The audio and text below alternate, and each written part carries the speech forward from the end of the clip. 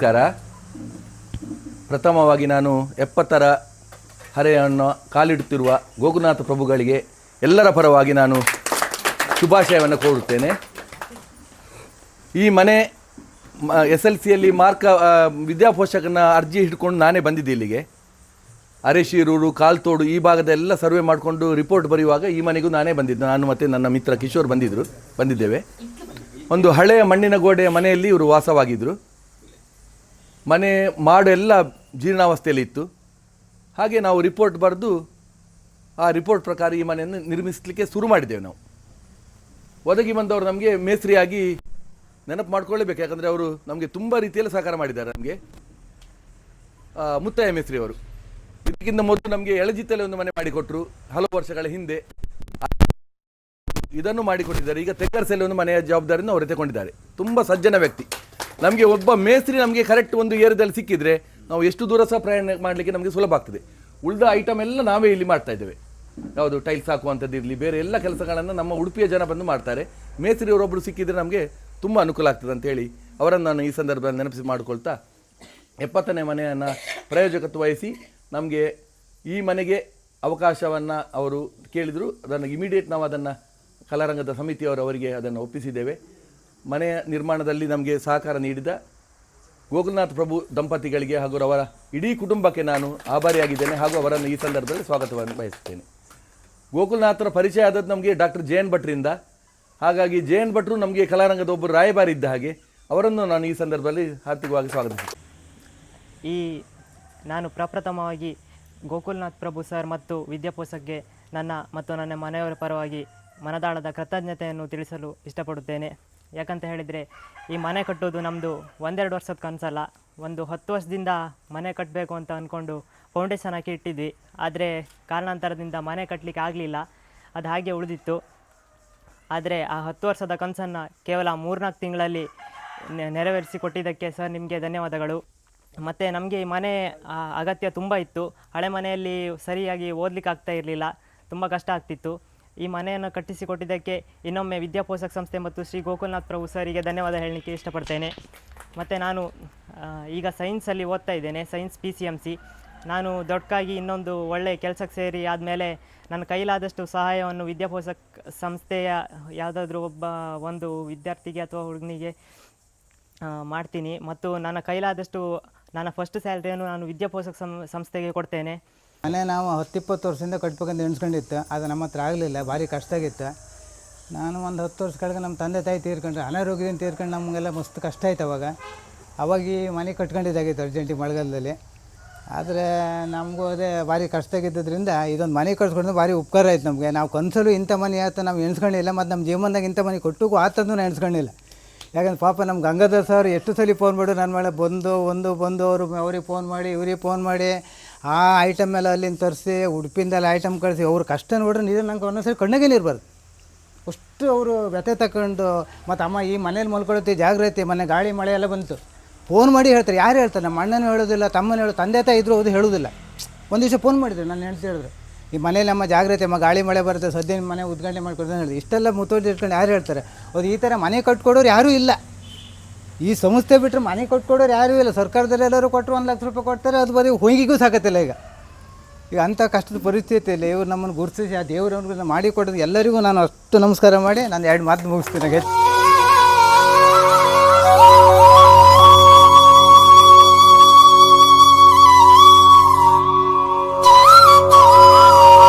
ನನಗೆ ಕೊಡುವ ಅರ್ಹತೆ ಕೊಟ್ಟದ್ದು ನನ್ನ ತಂದೆ ತಾಯಿಯವರು.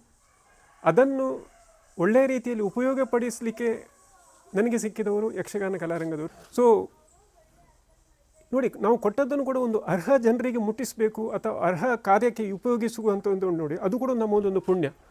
ಇಂಥ ಜನರು ಸಿಕ್ಕಿದರೆ ಆಗ ಮಾತ್ರ ನಮ್ಮ ದಾನಕ್ಕೆ ಅಥವಾ ನಾವು ಕೊಡುಗೆಗೆ ಅದಕ್ಕೆ ಒಂದು ಬೆಲೆ ಬರ್ತದೆ.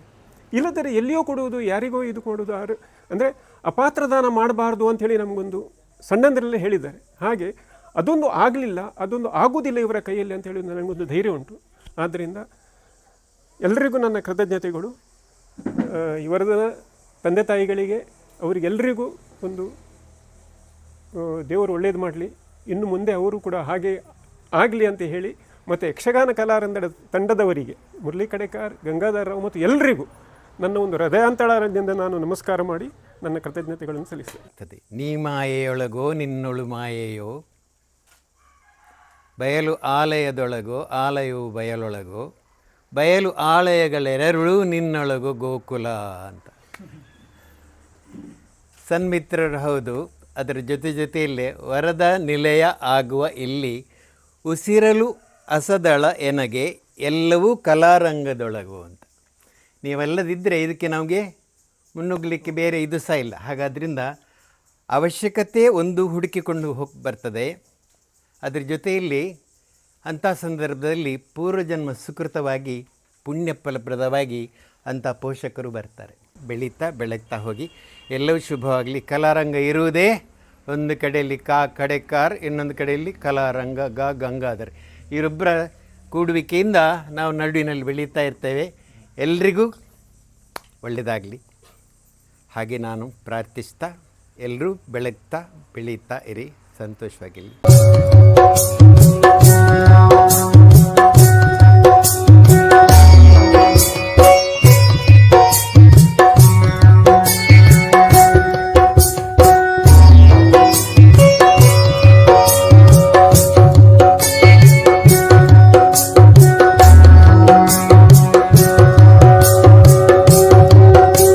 ಕಲಾರಂಗದ ಈ ವಿಶಿಷ್ಟ ಕಾರ್ಯವನ್ನು ನೋಡುವುದೇ ಒಂದು ಭಾಗ್ಯ ಅಂತ ಅಂದ್ಕೊಂಡಿದ್ದೇನೆ. ಅದರಲ್ಲೂ ವಿಶೇಷವಾಗಿ ನಮ್ಮ ಕ್ಷೇತ್ರದಲ್ಲಿ ತುಂಬ ಮನೆಗಳು ಅವರದ್ದೇ ಲಿಸ್ಟು, ಅವರದ್ದೇ ಡಾಕ್ಯುಮೆಂಟ್ ಡಾಟಾದಲ್ಲಿದೆ. ಅತಿ ಹೆಚ್ಚು ಫಲಾನುಭವಿಗಳು ಬೈಂದೂರು ಕ್ಷೇತ್ರದವರು. ಅವರೇ ಹೇಳಿದಾಗೆ ಓದುವವರಿದ್ದಾರೆ, ಕಷ್ಟದವರಿದ್ದಾರೆ. ಮತ್ತು ಅವ್ರ ಜೀವನ ಅನುಭವ ಅನ್ನುವಂಥದ್ದು, ಮಾಸ್ಟರ್ದ ಜೀವನ ಅನುಭವ ಅನ್ನುವಂಥ ಕೇಳ್ತಾ ಹೋದರೆ ನೀವು ಮತ್ತೆ ಎದ್ದು ಹಪ್ಪಿಗೆಲ್ಲ ಆ ರೀತಿ ಇದೆ. ಯಾರೋ ಒಂದು ಮಗು ಅರ್ಜಿ ಬಂದಿತ್ತು ಅಂತೇಳಿ ಹೇಳಿ ಹೋದಳಿಕೆ, ಈಚೆ ತ್ರಾಸಿಗೆ ಉಜ್ಜಾಡಿ ಹತ್ರ ಹೋದಳಿಕೆ, ಅಪ್ಪ ದಾರಿ ಮೇಲೆ ಅಡ್ಡು ಬಿದ್ಕೊಂಡಿದ್ದ. ಅಂದ್ರೆ ಮನೆ ಬದಿಗೆ ಏನು ಹೊತ್ತಲ್ಲ, ಕುಡ್ಕಂದು ದಾರಿ ಮೇಲೆ ಬಿಡ್ಕಂದು ಅವ್ನು ದಾಟ್ಕೊಂಡು ಹೋಯೇ ಮನೆ ಸರ್ವೆ ಮಾಡಿ ಬಂದಿರು. ಕಡೆ ಮನೆ ಕಟ್ಟಿ ಕೊಟ್ಟಿರು, ಒಕ್ಲಿಗೂ ಅವ್ನು ಬಂದು ಮುಟ್ಕೊಂಬಕ ಇಲ್ಲ ಅವನಿಗೆ ಎಲ್ಲಿ ಬಿದ್ಕೊಂಡಿನೋ ಅಂತಂಥ ಮನೆಗಳನ್ನೆಲ್ಲ ಹುಡುಕುವಂಥ ಅವ್ರ ವ್ಯವಸ್ಥೆ ದೊಡ್ಡ ವ್ಯವಸ್ಥೆ.